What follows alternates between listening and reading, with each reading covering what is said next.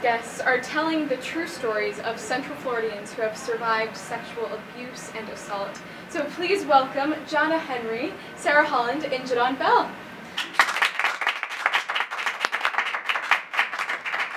So first of all, in a few words, why don't you describe the show? The interesting thing about Candles in the Dark is that they are all true stories, and they've been compiled from local survivors here in Central Florida. So we had an extra responsibility as the cast to bring to life words that are written by real people who are talking about their real life experiences. So have you met the people whose stories you're portraying at all? No, I don't believe any of us have met them. What would you say to that person if you were to meet them? Well, for me, it's thank you for being vulnerable. It's a lot of what we as artists try to do, but they had to be vulnerable enough to share these very private and touching stories. Kind of the draw in terms of getting submissions was the fact that all of these survivors would remain anonymous, and so that's why none of us have met our survivors.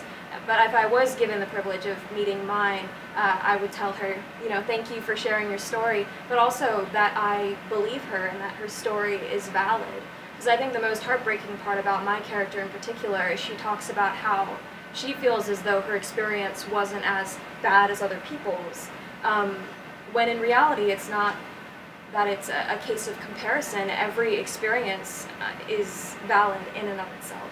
Honestly, without them, this show wouldn't happen, and I feel like this show is a fantastic opportunity to show people that speaking up does matter. So, you know, for that, I can't thank them enough, because without them, a lot of people could keep quiet. Something I think that's really unique about the show is it also includes the male survivors.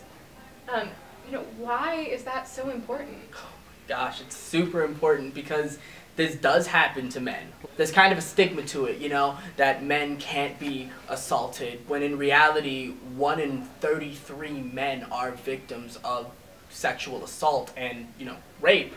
And honestly, that number's probably higher because men don't talk about it and because men don't report it. I would honestly encourage a lot of men to come and see this show, not only because given, you know, the political climate that we've got going on, there seems to be a bit of confusion as to what constitutes as harassment, but also, you know, with victims and survivors of this, it's important for them to realize that inclusion doesn't equal weakness, you know?